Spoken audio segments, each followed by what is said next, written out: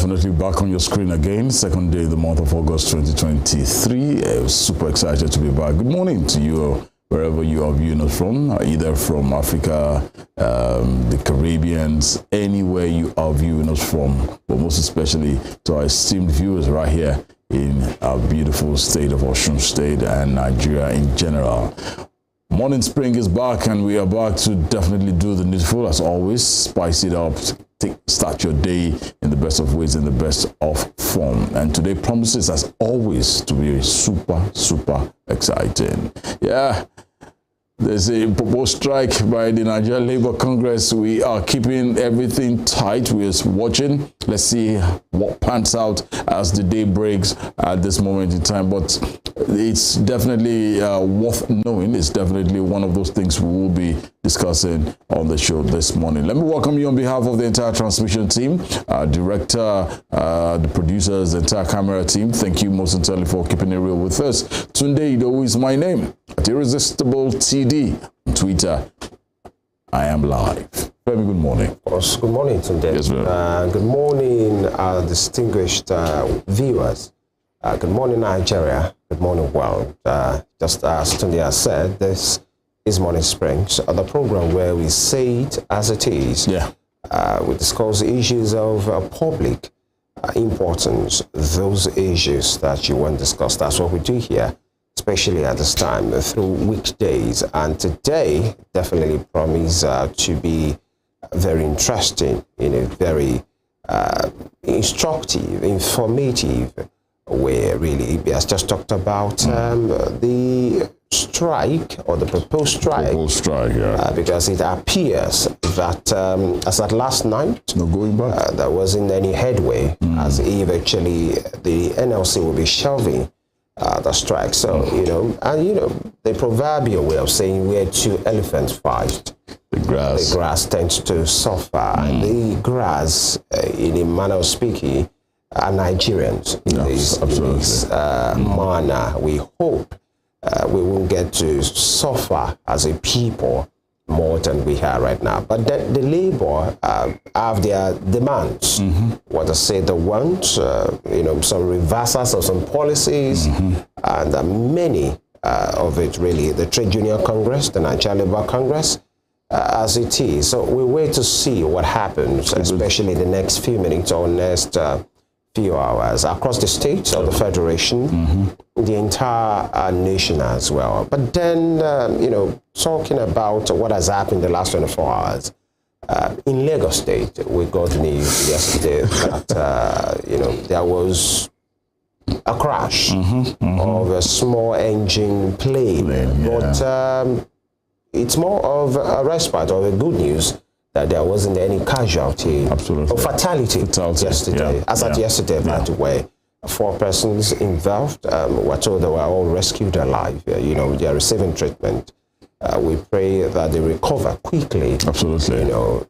Yes, there might be loss of property. But then, definitely. Life is much more. Properties can be gotten. Life is much more important. But life is very precious. We hope people in charge of these things will be more careful,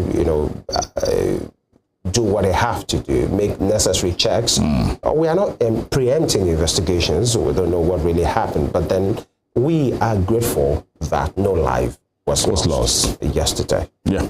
That crash. No doubt. Yeah, Femi Ojo is his name, don't worry. So that he doesn't forget his name. All right, quite a whole lot we've got to serve you from the various dailies that we have with us here. And luckily for us, again, we heard that Mr. President Bola Ahmed Tinubu will be sending his second batch of ministerial nominees to the Senate today. So I'm actually thinking that this second tranche of names will determine quite a whole lot of things. From my own view, if probably Mr. President has sent the entire names, Nigerians will have known, so this is who we know already know. But right now, there were positive and negative reactions towards the first list that came. Exactly. But here we are. People are actually waiting. Okay, we've seen the first set of 28. Yeah. Let's wait for the remaining. Let's see what it looks like. Yeah. I'm of the view Nigerians, the world at large, will definitely at this moment in time sit back totally and say, we want to know who is who. If truly he is the strategist, he is the man builder, and what have you, will he be able to come up with things? So we are waiting. Yeah, he's brought up a couple of names amongst the 28. Yeah, there is the thumbs up, there is the thumbs down. People are, but the remaining names, wow. Because if you have to look at Lagos State, for instance, it wasn't there. Yeah. And people are waiting. We are waiting. Who are the guys from Lagos that will be representing Lagos? Look, coming to Osun State. Osun State as well. People, we are waiting. We want to know who and who. But quite a whole lot drama. We will definitely keep you in the know. Talking about the screening that has happened in the last 2 days. Yes, kudos to the Senate because, you know, they have, when I mean kudos, in a manner of way that they have been working late. Because as at almost 6 p.m., past 6 yesterday, they were still doing it. But then the question is, the not just the volume of what they're doing, the volume of work that they're doing, but the nitty-gritty. Yeah. Because many persons are just like, what is exactly? Is this screening or just attendance? Like you are meant, like is in our laws that every nominee must appear at the National Assembly. And what they are doing is just appearance, attendance. You know, yes, many of them, some of them, a few of them have said one or two things. Malam Nasir Arufai was there yesterday. He spoke about power. Many persons believed maybe he has, and then, you know, when he was being questioned about power, we have no portfolio yet officially, but many persons are thinking, does it mean that the National Assembly knows something that we don't know? Because there are ways those questions are tailored towards a particular portfolio. So does that mean they have an idea? Because for them to be asking Malam El-Rufai about power, really, and he's an architect, really, he's a trained architect. Wale Edo was asked about policies, financial policies, and the rest of it like that. But then beyond, I saw a couple of them that were just to just give, you know, the Senate President, Godswill Akpabio, would just have some of them give a brief, let's meet you, just in a brief way, and then somebody will just raise a hand and say, I'm these and these from this particular senatorial district. I move a motion that these persons be allowed to go. I saw that of Hannatu Musawa, Hannatu Musawa yesterday. She was there, and then, you know, I think she came with speech.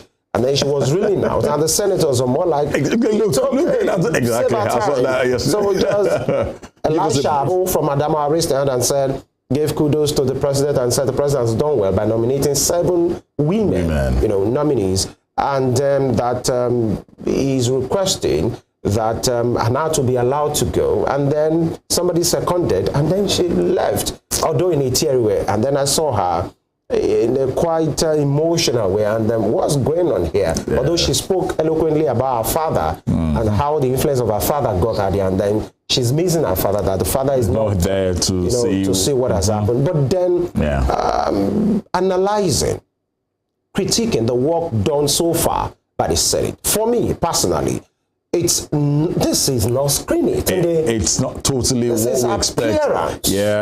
Attendance. Just make your way there and then take a bow. I think why we still have things like this, even at the state level, state houses of assembly, why we still have it's reminiscent of what is happening at the center. Because when it's the same party, it's we have the same set of party members from the same party manning the National Assembly is made up of different parties. You have more of the ruling party. Of course. You have more of the ruling party. And of course...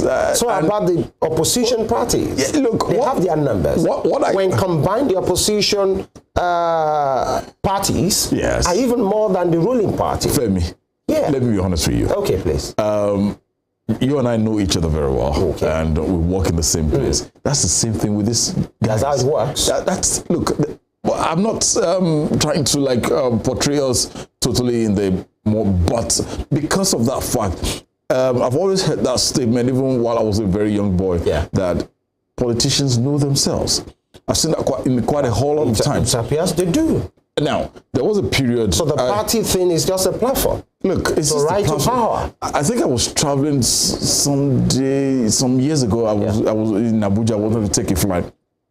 I met incumbent president Bola Ahmed Tinubu. I saw Atiku Abubakar. Former president Ibrahim Babangida was on a wheelchair. And look, they probably had abused themselves yesterday. But they've seen themselves today. These guys hugged and they were all just dead. Just catching up. So I just looked at it and look at us. We are just, oh God. Something that's dropped in, and that's the usual balance of Nigerians. Don't be a pawn in the hands of politicians. It's not because what they are doing is really by catching up, by being friends. It's not bad, but don't be overtly used by anyone.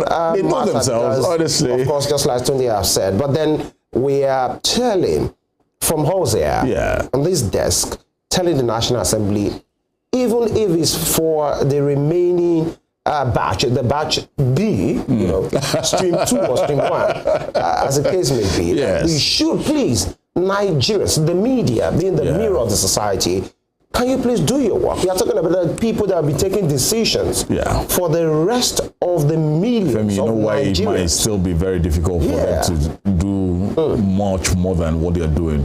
Portfolios are attached to the names of these people. But we've seen the way some of them have been asking these questions. Yes. For the few ones they've asked questions. It's given us a clue. A hint. Yeah. I think it was on my program on radio, our sister station on Saturday, and my chairman, while we were discussing this extensively, he said, look, what will El-Rufai bring into the full here if he is made the Minister of Power?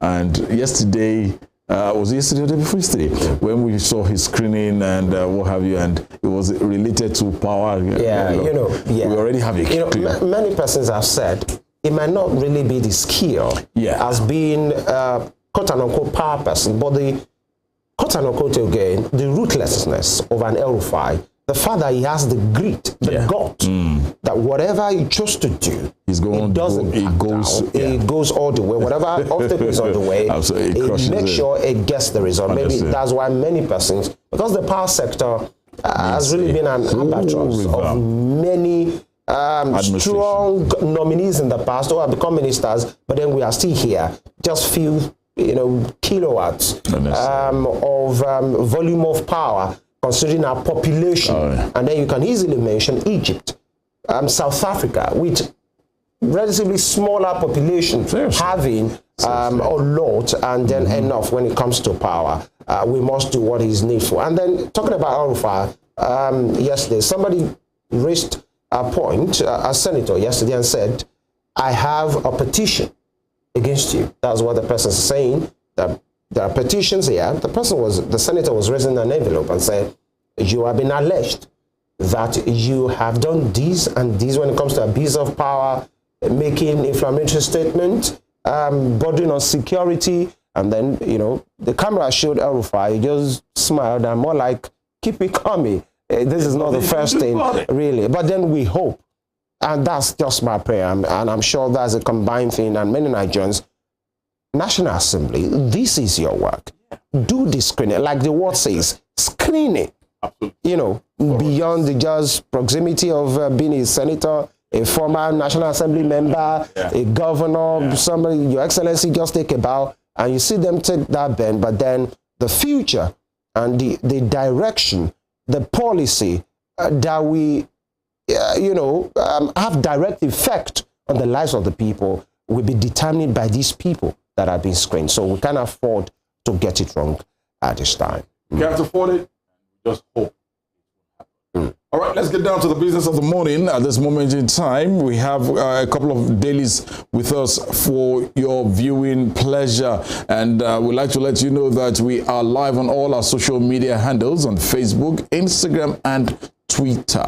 We are at Western Spring Television on all the social media handles. Follow us, and obviously our channel on YouTube is ready are readily available at Western Spring Television.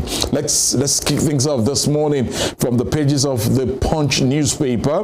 The Punch newspaper has the big bold headline, the proposed strike, and virtually this is common to all the dailies for today. But the Punch is reporting as saying subsidy talks. Labour shuns FG, begins protests as oil workers down tools. Then the writer there says, how FG NLC meeting deadlocked. Labour, PDP berates Tinubu's proposed pay rise. Why? His proposed pay rise, I'm not sure they have come out to say a particular figure for now. But, you know, politicians, opposition will always want to play the... That's what they are, the opposition. So let's look at the other rider there. IG orders AIGs, CPs to maintain order, prevent violence. Falana says protest lawful. Yeah. Definitely. Everybody's entitled to protest as long as it is peaceful. And freedom of expression.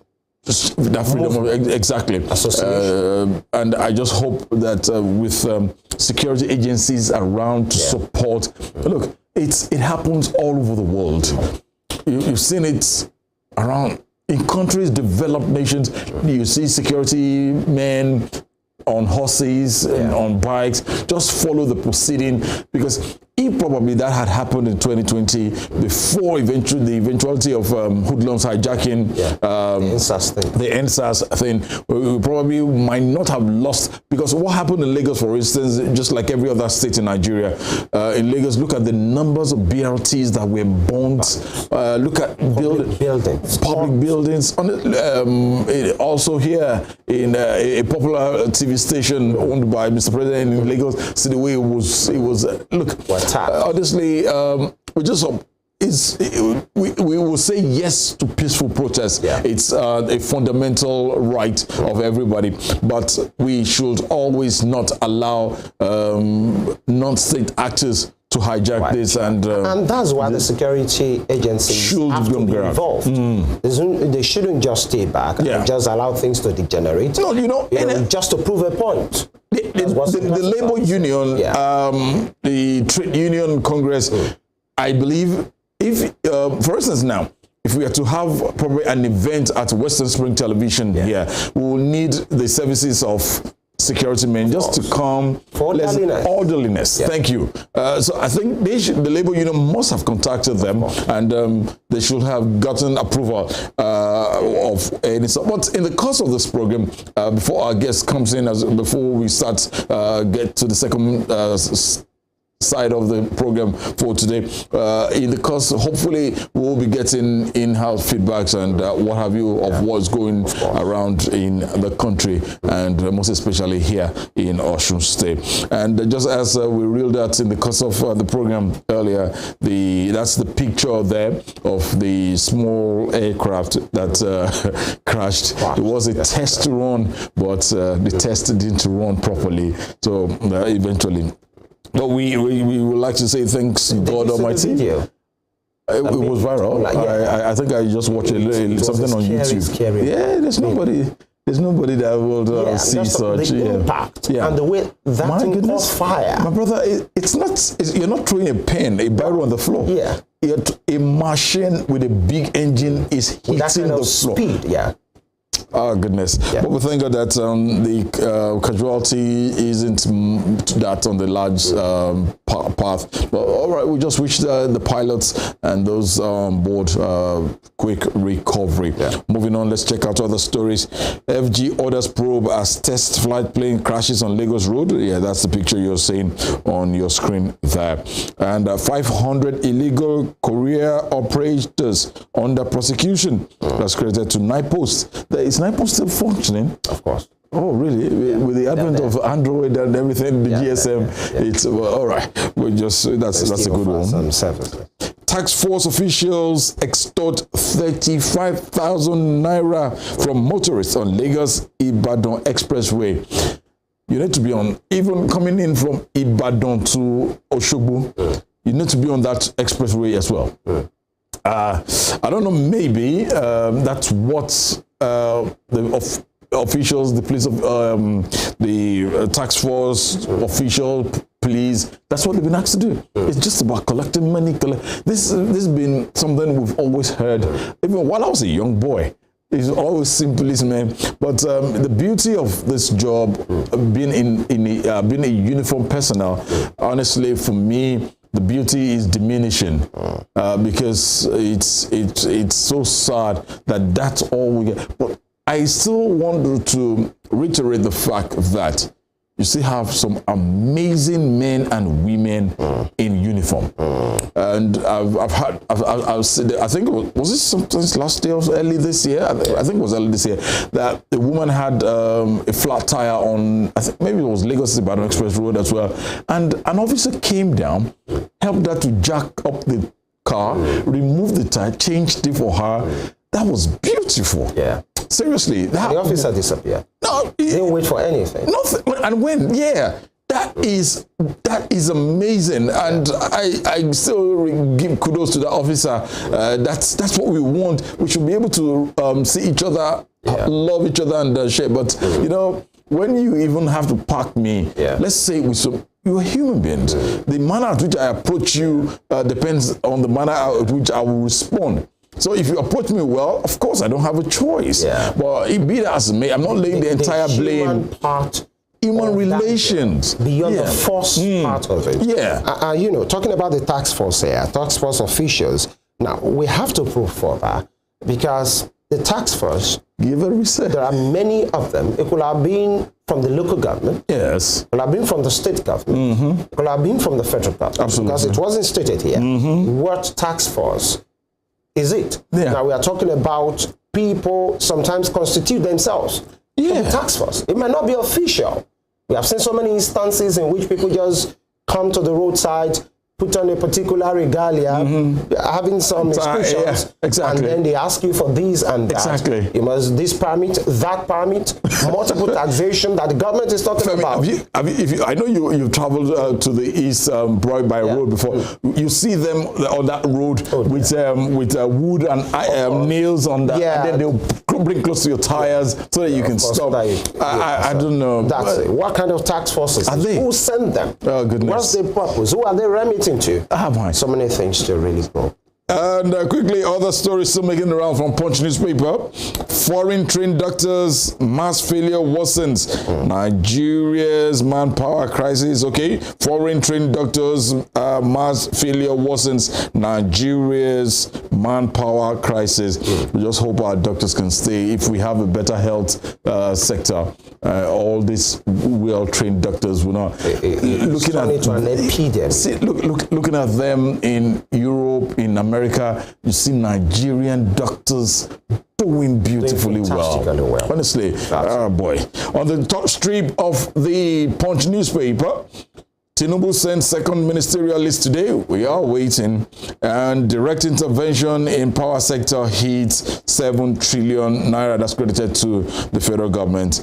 And going straight to Niger Republic, Russia, Burkina Faso, Mali oppose ECOWAS military intervention. As much as we are praying that, and we are looking forward to dialogue and things getting back to normal. Checking the countries that have been listed here to be approached. Burkina Faso is under a military rulership. Mali is under a military rulership. Now, when you talk about Russia, that tells you there's a dimension to it. A global dimension. Some of those superpowers trying to exert their influence on Africa. All right, that will be all from the pages of the Punch newspaper for me. Right, I will go to the Guardian for this morning with the bold headline from the Guardian: NLC defies truce, proceeds on nationwide protests. You know, last night I was watching the news and I saw the Chief of Staff, addressing the press,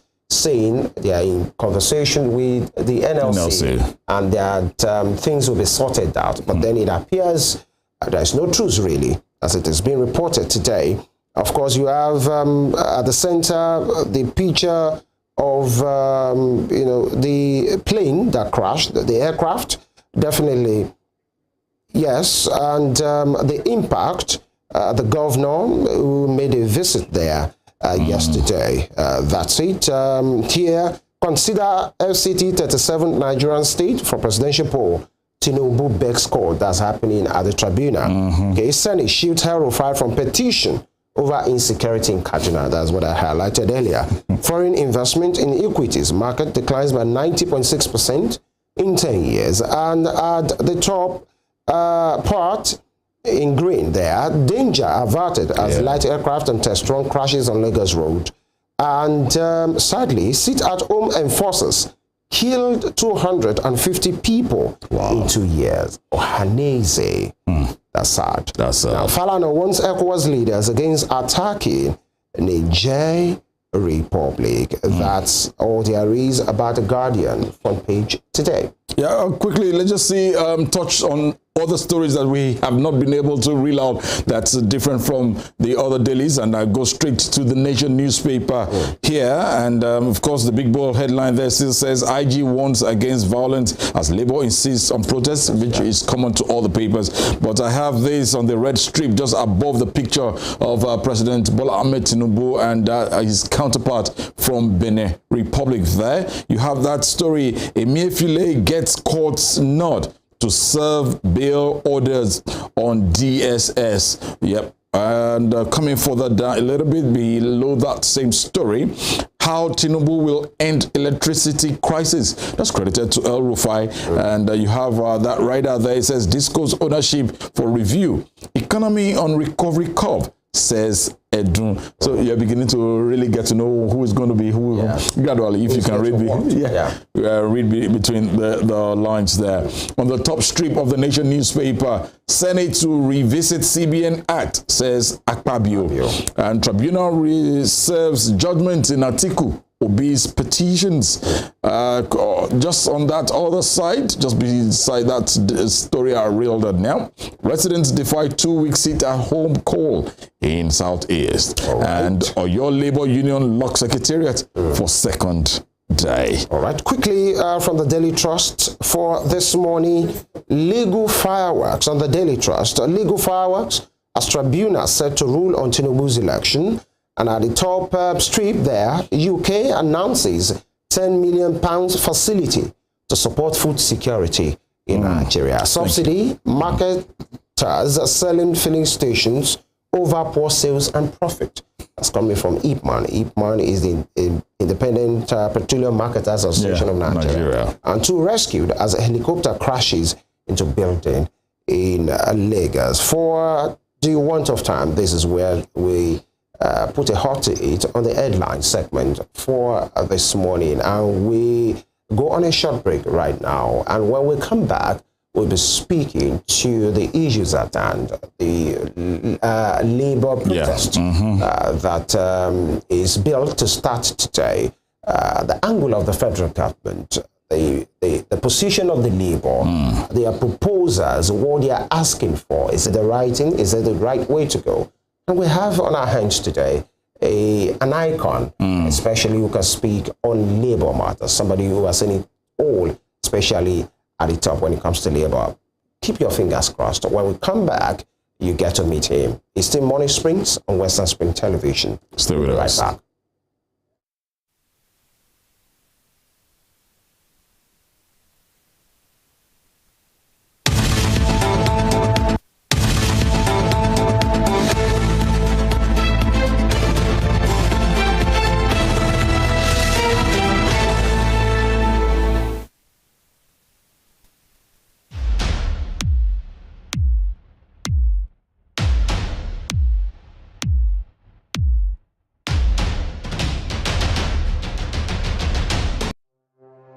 Arrested, affected, sound, found.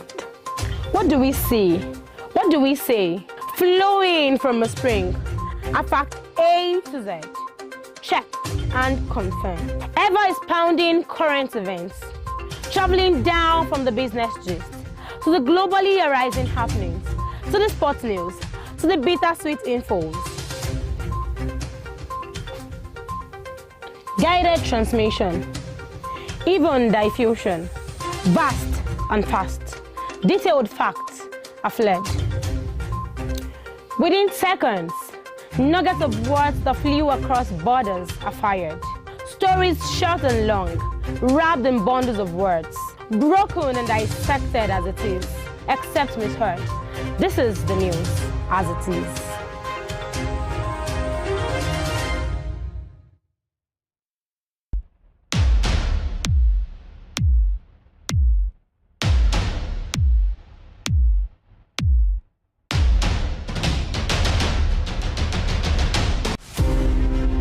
Hilas Olayinka Herbert Macaulay, politician, nationalist and journalist, was the first Nigerian to qualify as a civil engineer, surveyor and architect. Born on November 14, 1864, Herbert Macaulay was the founder of Nigeria's National Democratic Party, the first political party in pre-independent Nigeria. Scholars of Nigeria's political history describe Herbert Macaulay as the intellectual bulldog of 19th century Nigerian nationalist movement, in the deference to his qualities as founder and leader of two foremost political parties, Nigeria National Democratic Party (NNDP) and National Council of Nigerian Citizens (NCNC).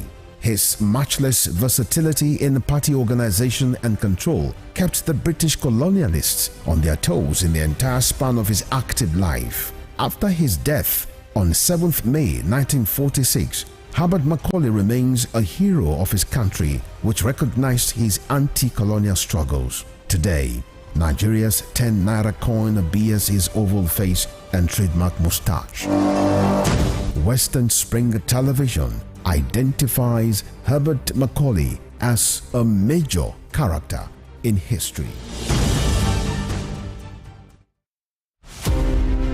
Nelson Rolihlahla Mandela was an anti-apartheid activist who gave his all for the elimination of what has been described as the world's most vicious rule of the unjust and man's inhumanity against man. He was born July 18, 1918 in Mvezo, South Africa. Educated and trained as a successful legal practitioner, he took up the gauntlet of a human activist against segregation by the minority white supremacists in South Africa. At the climax of his trial for treason, orchestrated by the minority South African government, the great crusader for democratic equality was prepared to pay the supreme sacrifice to establish majority rule in his native land. He told white jurists that if achieving freedom for his people was worth his life, he was prepared to die. Nelson Mandela spent 27 years in Robben Island, described as the most notorious prison in the world. It was from this same prison that he came out as a free man to assume office as South Africa's first black president in 1994. Western Spring Television identifies Nelson Mandela as a watershed character in history.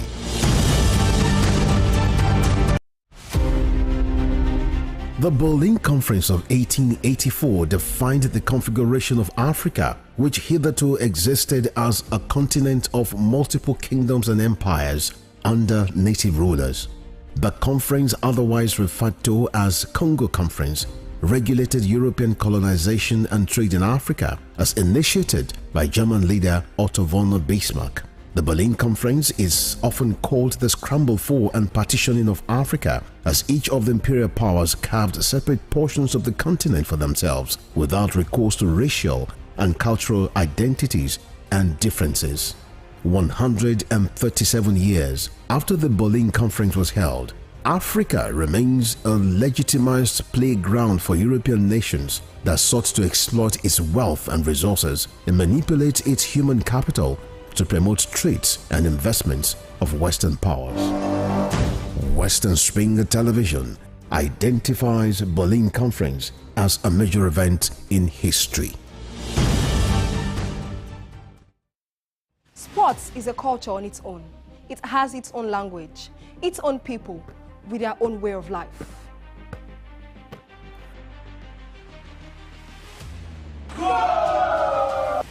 The world of sports is never void of actions, stories, dramas, and scandals.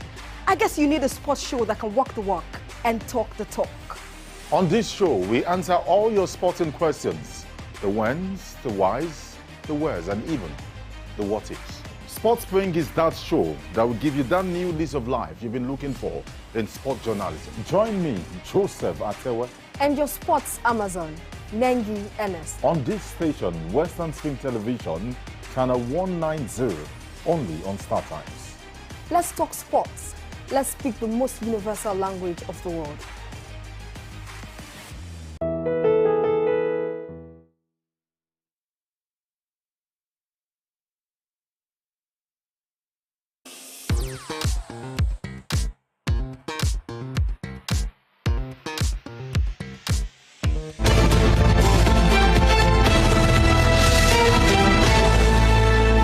So, right, Morning Spring is still the program. Western Spring Television is still the station, and you know, it is a station that says it as it is. Thank you for joining us if you're just tuning in. And for the benefit of those who are probably wondering if you can get to watch us online, we are definitely, our YouTube channel is very, very active at this moment in time at Western Spring Television on YouTube, and on all our social media handles at Western Spring Television on Facebook, Instagram, and Twitter. NLC have stated the fact that, look, there is no going back concerning the proposed strike, and hopefully we will see how we can get in touch with our correspondents who are in town, and some of our colleagues who are around Nigeria to tell us what it looks like at this moment in time concerning this strike. But in the meantime, it's a pleasure to be here once again. But I'll give the honors to Femi to please reel us in on who our guest is. Of course. Just like I said before, we went on break, that we have an icon in the building on our hands, somebody who is really a voice when we're talking about labor matters, labor unions, especially at the top part of it, within the country and outside the country as well. Today we have in the house former Labour Congress president between 1978 to 1984, and a former general secretary of the Organization of African Trade Union Unity, definitely, Comrade HASSAN SUNMONU. Sir, you're welcome to Morning Spring. Yeah, morning. Good morning. Good morning, sir. And good morning to all our listeners. Good to see you. Good to see you. Good to have you here. And look, it's still so many years gone by, but glory to God, here you are today. So very active, so still doing the needful. And we just hope that a little bit of unionism has calmed down a little bit now. Age is telling. Yeah. No, once a unionist, always a unionist. Always a unionist. Good to know. Good. Let's just get down to the business of the morning. Of course. The in thing in town is that the Labour has said there is no going back. They're going on a protest today. They gave, some days to say, so we give these few days, 5 days, 7 days to say, if something is not done, something concrete, we are going to go on our protest, a nationwide protest, and that is today. And there have been a series of meetings, but the federal government, the protest is about what they have stated, that there should be some reversals of policy, especially from the government. And the government is saying it all boils down to the subsidy removal. And the government is saying we can't have this. This has to go. And the government has stopped paying for subsidy. Now is coming with some attendant, consequences, if I may use that word. There have been inflation, prices of things have gone high, which is putting pain on the people as far as the economy is concerned. The Labour is saying for our members, we can't afford it. We can't take this anymore. We are going to go on a strike. But then, this is the good news. The nation is bleeding. The subsidy, the president in his nationwide address say, this subsidy is just going to the pocket of a few. So we have to stop it as a country to save millions and billions and trillions of naira. But the Labour is saying we are not having it. Do you think the Labour is going about this the right way? Comrade. Thank you. But first, what are the facts? Okay. The fact is that subsidy has been removed. Any reasonable person will support the removal of subsidy for one or two reasons mainly. Okay. One, the subsidy is getting to the pocket of what President Tinubu described as thieves. So who are the thieves? What is being done to the thieves? Because if somebody steals something, it should, and it's caught, it has to be taken to the court, Abby. Nothing has happened to the thieves, they know them. That's one. Two, immediately the president announced the removal of that subsidy on the 29th of May. Yes, sir. This year. NNPC, a government-owned company, sort of, has hiked the price of fuel.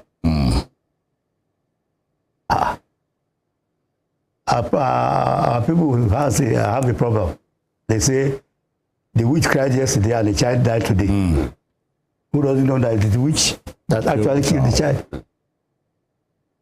So NNPC is in cahoots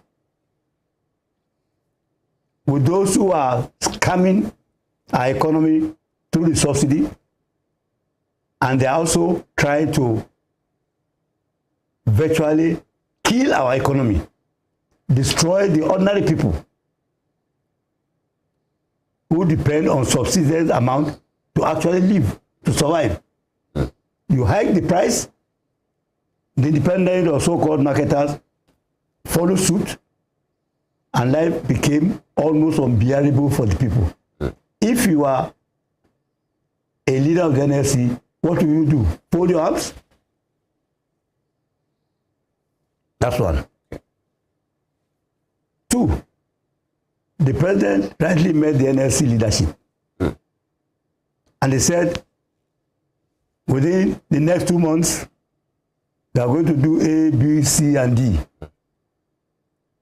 What did they do within those 2 months until NLC announced they are going to go on protest march? What did they do in the 2 months? So I mean, we are not dumb. NLC is representing the entirety of Nigerian workers and also of Nigerian people in a way. You ask for sacrifice. Everybody is making the sacrifice. What is the sacrifice being made by our leaders? President Tinubu, what sacrifice he made? What sacrifice the vice president made? What sacrifice have the president of Senate and senators? What sacrifice have they made? What sacrifice have the state governors and state assemblymen? What sacrifice have they made? So is it a crime to be a worker and to be poor? So it's only the majority of Nigerian populace, including the workers, that should make the sacrifice. Our leaders are lords who should not make sacrifice. So you're saying the sacrifice should not be one-sided? I mean, why should it be one-sided? Where is leadership? Where is the display of leadership?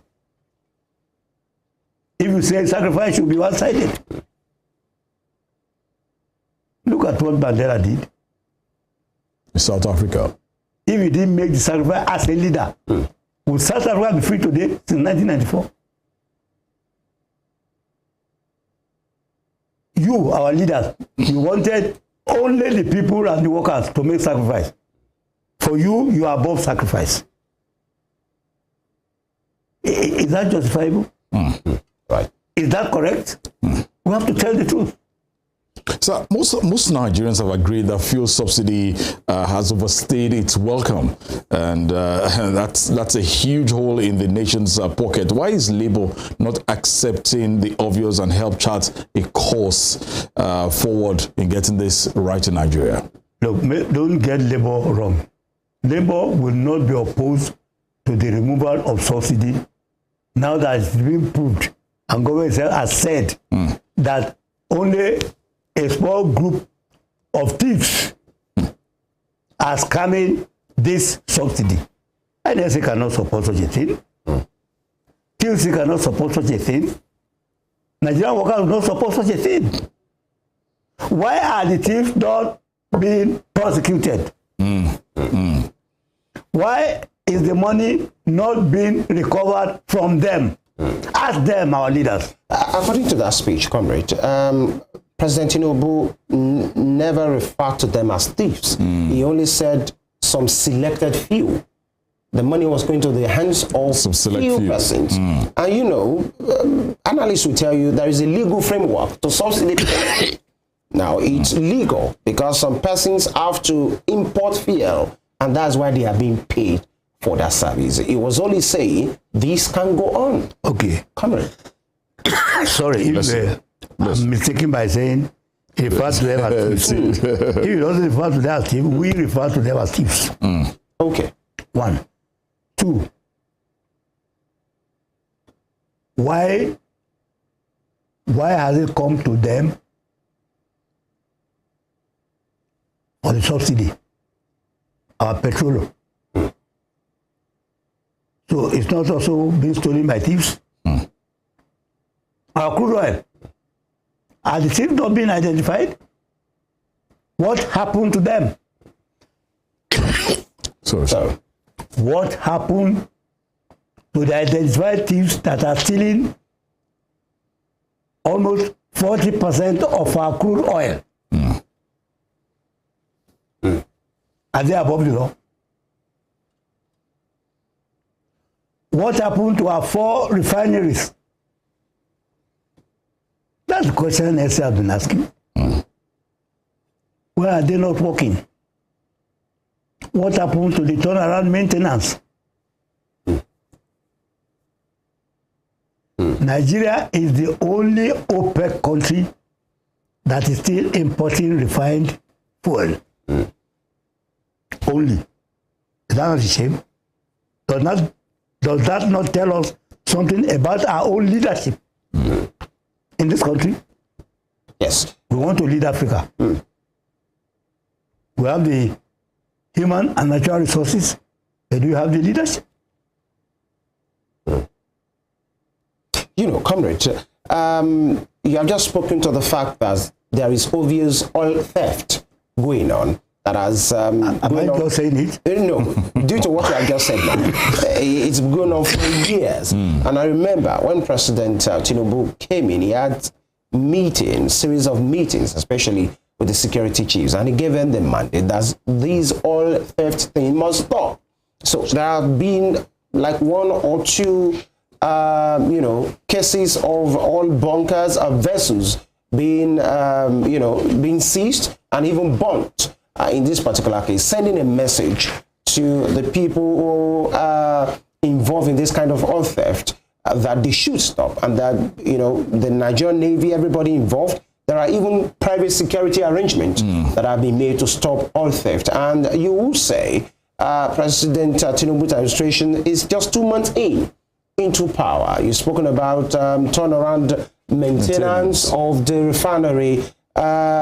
Just before now, the group managing director of the NNPCL, Melikiari, said very soon the Port Harcourt refinery will be ready, and they are doing all that they can. But then, moving on, in spite of all these, as a result of the subsidy removal and the attendant pain it has caused on the nation, comrade, the president rolled out some proposals, some palliative measures that will be taken.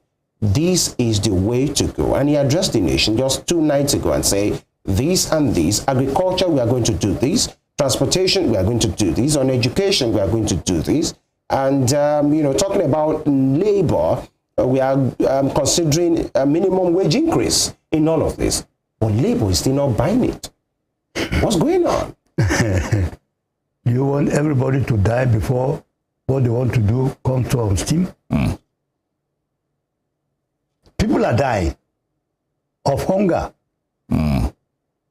Pensioners are dying for inability to buy simple drugs that could have saved their lives because there was no money. So they are going to wait until they are palliative. We also understand, we thank President Tinubu, we understand that some money has been allocated to the states to give palliatives to their citizens. Yes, sir. Kwara has rolled his own out. Ogun, Lagos, what happened to Osun? Ask our government. Did they not receive the money? What are they waiting for? No, this is no. You want all the people to die before all this come on scene? No. No. It's going to be too little, too late. Too late. That's what Nigerian government is saying. You met them 2 months ago. You decided that within the 2 months, this is what is going to be done. Until they gave notice of a protest march, before you come again and say, I'm going to do this, I'm going to do this. Is that how to do things? No. That's not the way things should be done. So you're saying those measures should be happening now, immediately? You have been happening weeks ago. Now. Before now. What is Osun doing with the allocation to it for palliative? Or is one of the states not giving resources for palliative by the federal government, like all the other states?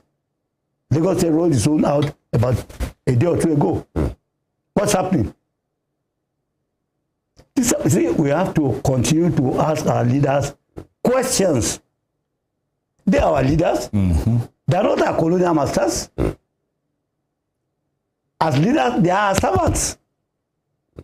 They should not impose themselves on us as masters. They are our servants. That's why I started. What sacrifices are they also making? Like the 95% of Nigerian people are making. You know, you have talked about the federal government, because most of us keep talking about the federal government, and you have just hinged on the fact that there is culpability on part of some state governments as well. So if the federal government, through the president, have rolled out their plans, okay, maybe it's very slow, how about the states? Holding them responsible, because they are even closer to the people, more than the people, the leaders at the center.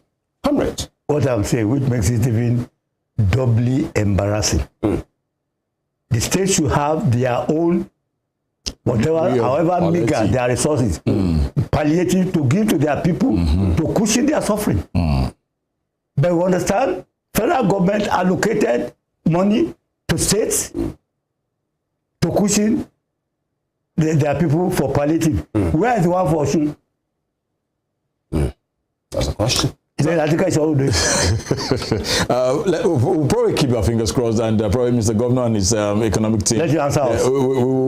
But let's look at, some have argued that a salary increase without measure that will strengthen the Naira is like penny wise, pound foolish. Sir, what do you make of this? What should be done at this moment in time? Subsidy was removed, was stated, and it was removed on the 29th of May this year. The measures, the palliatives weren't in place. But as it is right now, things are very, very, very difficult for Nigerians here. Now, the purchasing power is very low. When will Labour give the federal government probably that ample time to be able to, like, sit down? Let's see how to go about this rather than this protest. My brother, Labour leaders are not babies. Labour leaders are leaders, like any other leader, political, economic, whatever. They sat down and said, look, salary increases must come in immediately as a result of this subsidy removal. Subsidy removal. Yes, sir. They are not opposed to removal of subsidy. I am for it. Okay. Labour is for it. But the consequences, how to actually cushion the people in order not to, be too badly affected by effects of the something. Okay. I lived in Ghana, working in Ghana for over 26 years. You dare not. In Ghana, no petrol dealer, no petrol station can increase the fuel price by even 1 cedi if the government has not sanctioned it. But here I say, laissez-faire. Everybody does what he wants. No control. They think they are above control, even above control of government, as if they themselves are government. But they will say the petroleum sector is deregulated already. Look, why should it be the very first day that it was announced that subsidy has been removed? They rolled out with this thing. The new petrol this thing come in that very minute that President Tinubu announced the removal of subsidy. Haven't they got some stock? Was it not the old price, the subsidized price, they bought the stock? Has the stock finished? Before they increase everything, they just want to make life difficult for ordinary Nigerians. Comrade, doesn't that speak to the kind of people we are than the leaders? This instance that you have just given. Is the type because of, the government doesn't have petrol stations. Is the type of leaders we have. Don't they have authority to direct, to decide? They are in government. They are leading the government. Why should independent marketers decide to just increase anything the way they like? Where is the protection of the ordinary consumer that most Nigerians are? Who protects the consumer? Should it not be the government? Comrade, Dangote refinery is about to kick off. What do you make of that? Is it worth it? Some have said it's owned by politicians. Just Dangote is just a figurehead. And looking at how much was spent by, let's just assume that it's owned by Dangote, by an individual. We have our refineries, Warri, Port Harcourt, moribund. And a single man can come up to say, I'm putting up a refinery. And he has done it. Although not yet functional. Not yet, exactly. You make me laugh. Okay. You make me laugh. How much forex exchange of Nigeria that were allocated to Dangote in the building of that refinery? The CBN said he got a loan from them and he has been repaying. Has repaid. Yeah. He's repaying or he's repaying, not all. Yeah. That's a loan, Abi. Yeah. Yes, sir.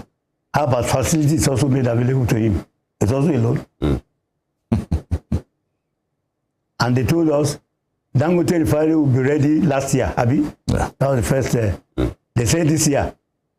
And it has been commissioned. Just 2 days ago, they said it will not be ready till 2025. Who is fooling who? But that was not an official statement. I say who is fooling who? When will it be ready?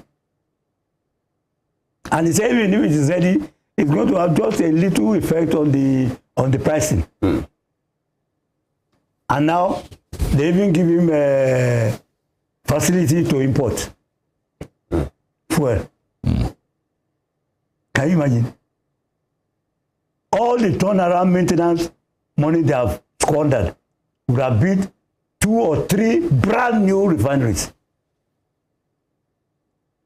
We are producing the same amount of fuel, about over 2 million barrels, as Venezuela. Venezuela had not only refineries within Venezuela itself, but about 13 refineries offshore. How many refineries did the myopic leaders of NNPC build outside Nigeria? The one they built at home are not functioning. When it's about to function, they sabotage it. That's Nigerian for you. Don't the federal government, don't the person at the helm of affair even we'll have to just talk about the man who is there right now.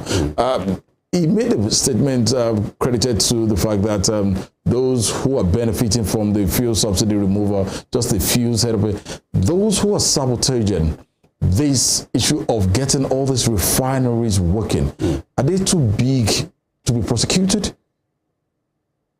That's why I asked earlier on in this interview, what happened to the identified thieves who have been stealing our oil? The Senate has been debating. Senate has details. Individuals have details. Some civil society organizations have details of the thieves responsible for stealing 40% of our crude. Which other OPEC country, my brother, has thieves stealing even 10% of their production in any of the OPEC countries? All right, comrades, speaking about the refinery still, we have 4 comatose for years, produced next to nothing, 0 liter for years now. And there are people there who are staff of those refineries working there, drawing salaries, being paid heavily for years, doing nothing. And when we say they are still members of unions who are affiliates of the NLC, Nigerian Labour Congress, they are still labor members, and they have been there working, drawing salaries, producing nothing, and Labour is not speaking on this matter. Isn't that standing on 2 legs at 2 different points? Look, you want to shift the blame on the worker now. No, I'm not shifting. No. I'm only saying these are workers. Let me make my own producing nothing. No. If they are producing members of the NLC, ask them to go and stay at home. Who should do that? Until the refinery is ready. The management can do it. How can you be paid for doing nothing? For years. How can you? Do you have any job, even before God? To get salary for work you don't do? Which trainer will support that? I remember in those days when a new member wanted to join the union, my late mentor, a late comrade, will have good luck. Will say, look, you have become a member of our union today. Be assured the union will protect all your interests, to defend your interests, so that you don't be cheated. They make sure that what is due to you by your employer is given to you, but the union will not defend a thief. That's one of the first things I learned when I was sent as a young trade union man coming up. The union will not defend a thief.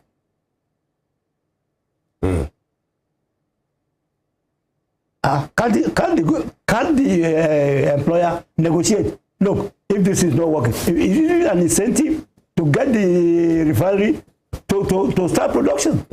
As long as the refinery is not producing, we're only going to keep you on half salary or quarter salary. That should have been the way it should have been handled. Of course. And the incentive would have been that, since they would like to have their 100% salary, they will get the refinery to work. The refinery is not working, and you are paying them. Where is the incentive to get the refinery to work? All right. Yes. Sorry. Before we get into other matters, still on labor. Now, the NLC, they are hell-bent that they are going on strike today. They are on protest. On protest. They are not on strike. Sorry. Thank you, comrade. On protest. Yes. Right. So, President Tinubu and his handlers are saying, give us more time to handle this. Can we, as a nation, afford a protest at this moment in time? Yeah. What did President Tinubu do in the 2 months after he initially met the NLC? What has he done within the past 2 months? They have been implementing agreements they reached initially. What have they done? They have been yesterday. They still met. Now, even if they met yesterday, Has 2 months not passed before they met yesterday? Or day before yesterday? Is it not relatively too early, sir? What are you talking? So somebody should wait until they should die before they actually started to rule Palliative. the palliatives out. They should die? Now, when I say the negotiation is still on, they are still on the round table. Yes. And the labor is going to the street. There are some actual decisions taken in earlier negotiations. Have those decisions been implemented? So you think that's the way now? On the side of the government, NSC has implemented its own TUC. They didn't go on site. Has government fulfilled its own part of the agreement? Read when they first met. Now, nobody is talking. The government now, one of the basis of the annoyance again, the government is not talking about even the resuscitation of the refineries. They are not talking now of that one. And it's part of what they earlier, discussed in the first meeting. So it means, then the electricity people are just increasing as they like. They are just increasing tariffs with Nigerians paying for darkness.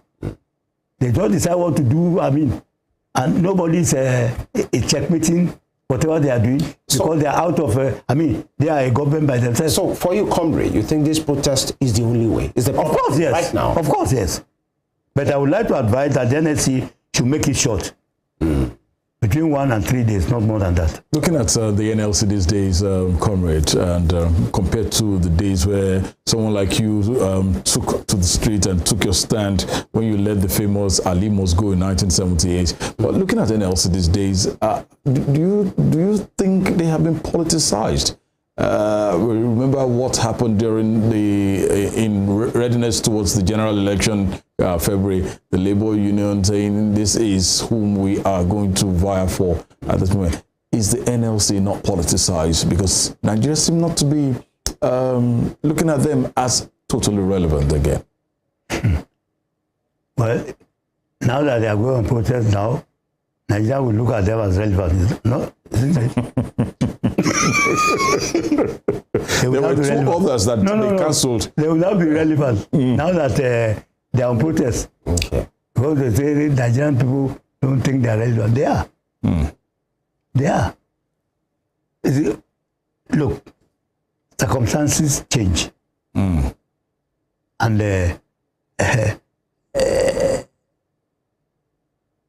Ajawi, Afishodewi, you use a modern trend hunting dog to hunt a modern animal in the forest. In our days, we didn't have the GSM. Before you call Maiduguri, maybe they give you 2 days before you are able to get from Lagos to Maiduguri. Today, the world has moved evolved. Yes, sir. Everybody is smart. Absolutely. So, it's they have to move with the times. In our days, we move with the times. Yeah. What happened in our day is what we are able to manage. They are managing their day today. Maybe by the time in another 10 years, it's going to be something different. Something different because of artificial intelligence. Let's bring it down a little bit away from. Let's go back to your days. Let's take a look at 1978 when you led that famous Ali Must Go in 1978. Tell us how that strike was hatched and carried out, even though there was a military regime in the saddle. No, I didn't lead Ali Must Go. It was the National Nigerian Student. Okay. That led that, yes. The student union. The only strike I led was in May 11, 12, 1981. Okay. For the national minimum wage. Which we got by legislation for the declaration of May Day as a public holiday throughout the country. Under which government? Shagari.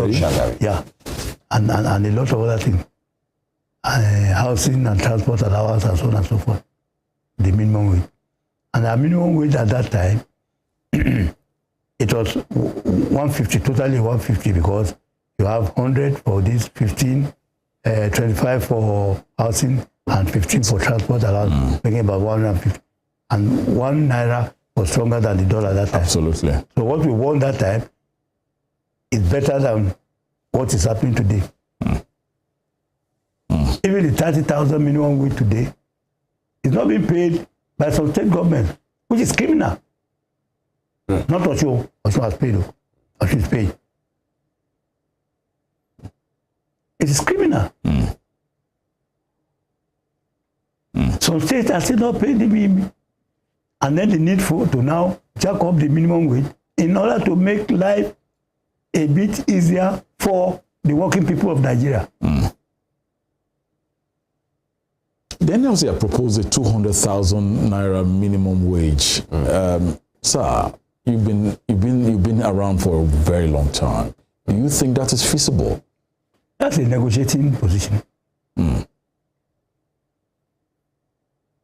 before we won the 150 thing, and we started with 300. That's a negotiating position. But today's minimum wage should not be less than 90,000. Today. Considering our economic realities. Reality today. 90,000. It should not be less than 90,000 naira. Looking at what our senators, distinguished senators, governors, ministers, what their take home. I think it was former governor of Ogun State, Otunba Daniel, that said, now that he's been elected a senator, I am putting all this, just as you stated well, what you were analyzing for us, that sacrifice, that's a leadership position. Constitutionally, can it be done? Can Labour rise to say, anybody coming into governance, it's going to be half payment?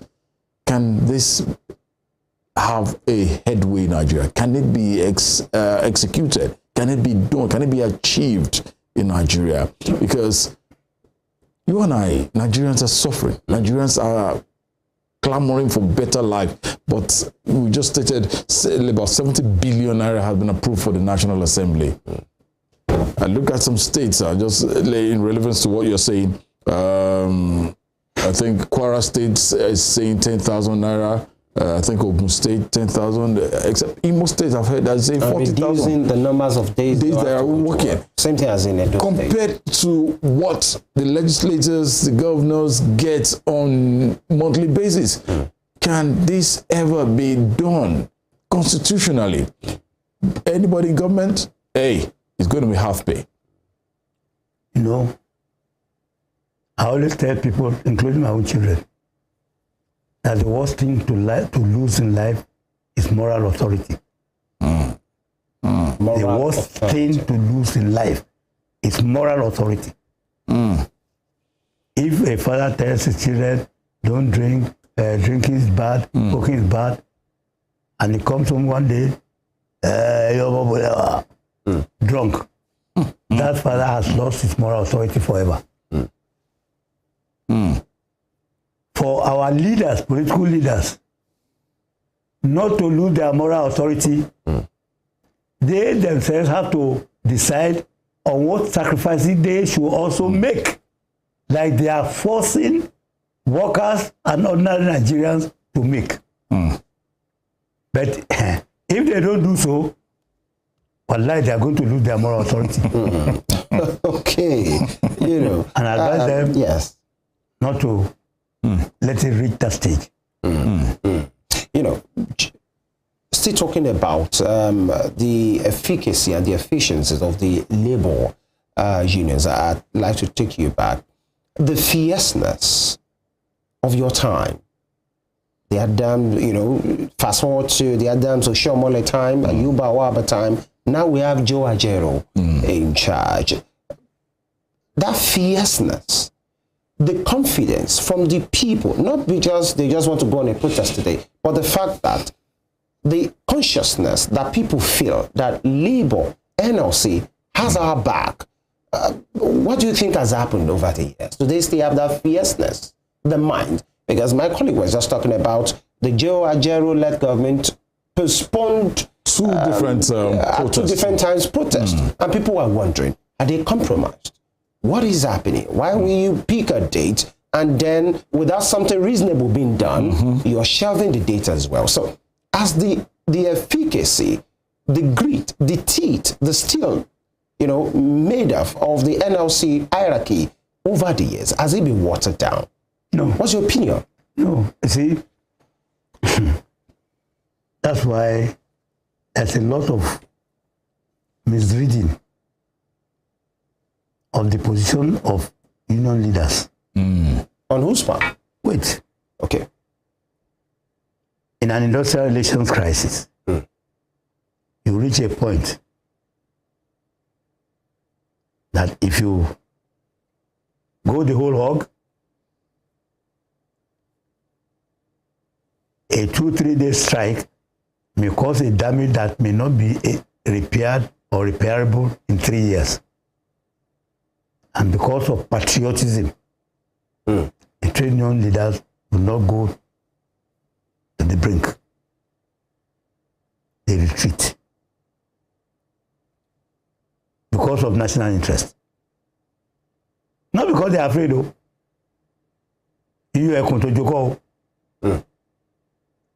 It's because of national interest. So a lot of people, even members, used to say, maybe the money don't pass and all this. No. No. For instance, any national strike, and I led one, only one in Nigeria, of May 1982, May 1981. We don't allow electricity people to join the strike at the beginning of a strike. Really? Why? Because once they join the strike, if you want to call off the strike 24 hours later, it may take them another 3-4 days to reinstate the grid to give us regular power to supply. That's the reason. Very point now. So it is not that maybe they have been given this or because of no. It's because of national interest. And that's why I say, look, our political leaders should also consider national interest when they are dealing with very sensitive issues that affect the generality of Nigerian people, including workers.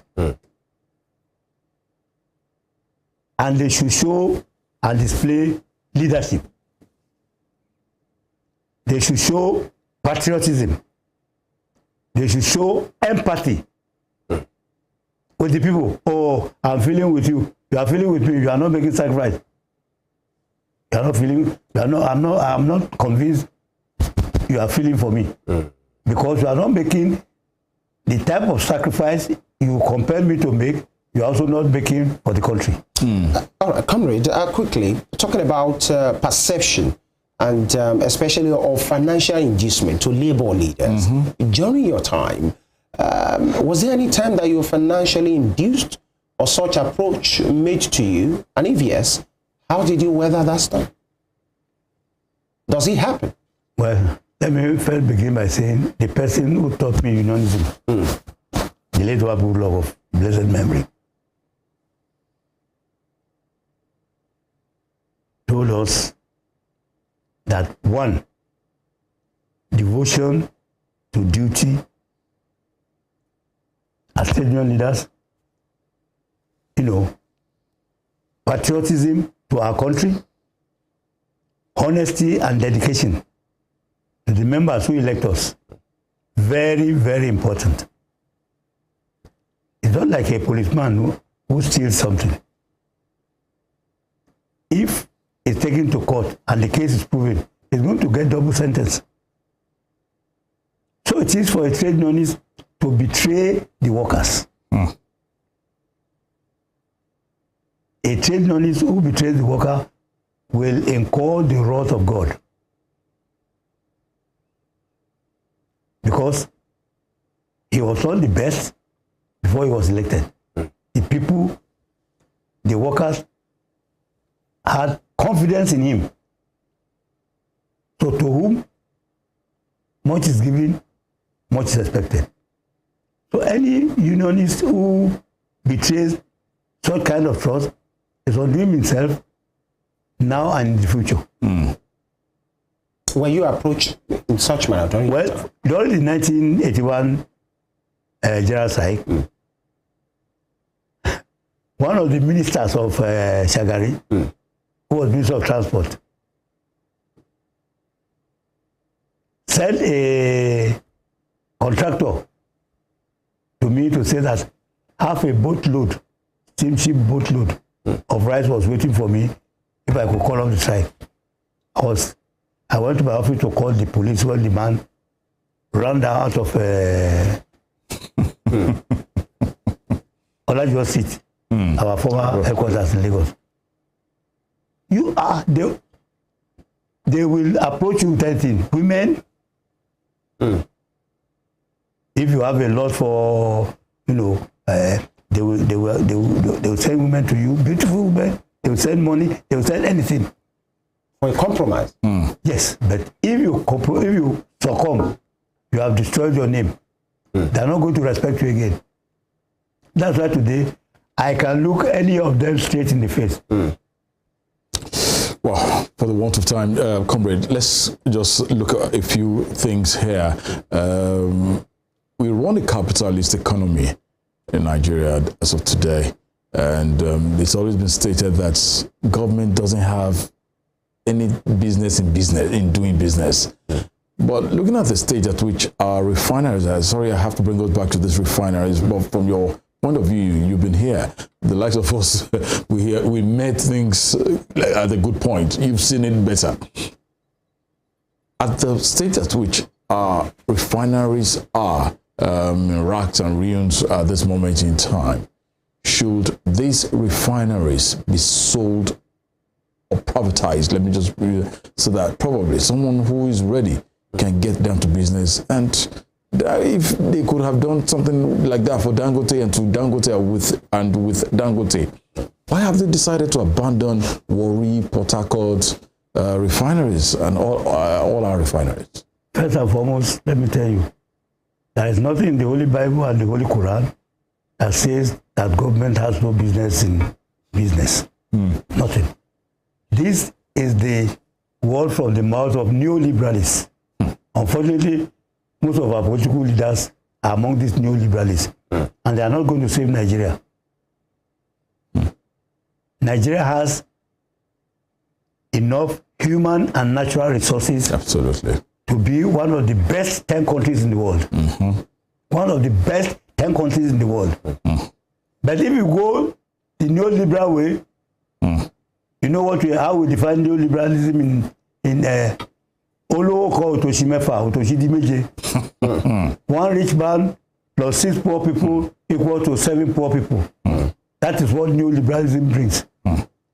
There's no reason why Nigeria should not have free education at all levels. There's no reason why Nigeria should not have free health this thing for young people up to about the age of 18 and old people. There's no reason why Nigeria should not have social housing. Build houses. Like it was done, after the Second World War in Britain. Most of the houses in Britain now, where everybody owns a house now, they are built during that time. Not during the neoliberal people. The neoliberals want to make one person so stupendously rich and make about 10 million people stupendously poor. So that how can the children of those stupendously rich people, how can they face the children of the stupendously poor 10 million people? That's not the Nigeria we fought for. Nigeria has a lot of strategic minerals in almost every state that can make Nigeria a very, very, very rich country. Minerals alone. In Osho, we have gold. That is 24 karat. That's the best gold in the world. 24 karat. The best gold, the maximum karat of this is 25. We have 24 karat gold. In South Africa, they have only 9 karat. We have uranium. We have other mineral resources, rare mineral resources that no other country has. We are not talking about that. We have enough arable land to transform agriculture. Not only to have food self-sufficiency, but to also be able to have export. Not raw material beans of... Ghana is no longer exporting raw cocoa beans. Yeah. Ghana is making chocolate. Yeah. And other things. Cocoa drink, everything. So what's wrong with Nigeria? Leadership. Leadership. Look at Dubai. Dubai 15 years ago. What was Dubai 15 years ago? Look at Dubai now. Everybody rushing there. Even some of our people who stole money here, went to buy houses in Dubai. That's what Nigeria will fought for. The Nigeria will fought for is that every Nigerian must be able to have, a decent home, a decent job, decent income, to live as a good human being, to be able to go on holidays anywhere in the world you want to go. That's Nigeria will fought for. Not Nigeria of one rich man and 100 million people, poor people. Comrade, talking about leaders, because you said with a few examples that you have given out, that everything rises and falls on the foot of the leader. Nigerians have made their choice. Now we have President Bola Ahmed Tinubu in power. So far, beyond labor matters, what's your opinion of him as a leader? He's a good friend of mine. I want him to succeed. Let me tell you. As president. And he will succeed by the grace of God. But his vision for Nigeria must be for the generality of the Nigerian people, not for a small class of Nigerians.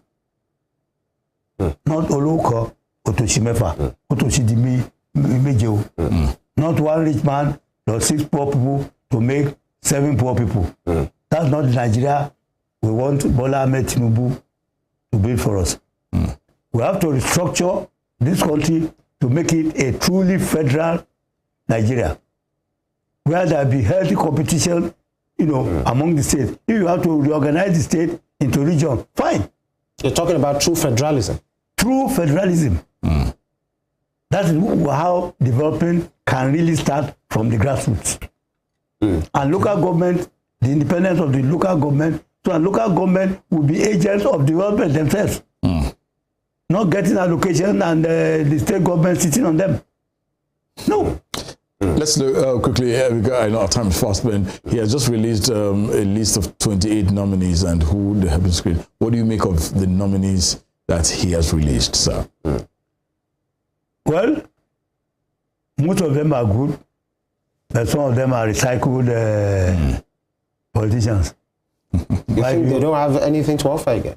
Why do you want to make a governor who has not been paying salaries regularly in the state, you want to make him federal minister?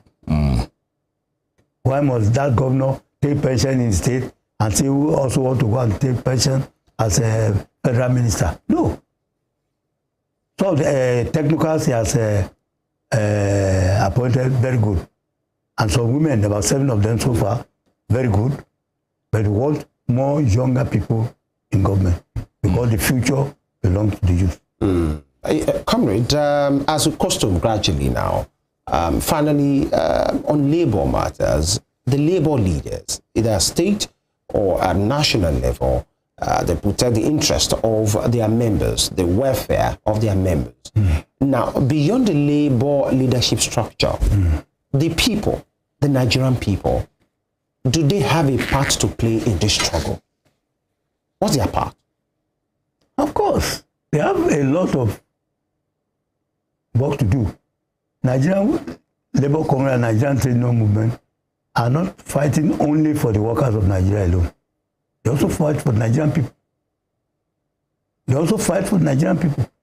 I remember when the old military people were in power, no political party was allowed to exist.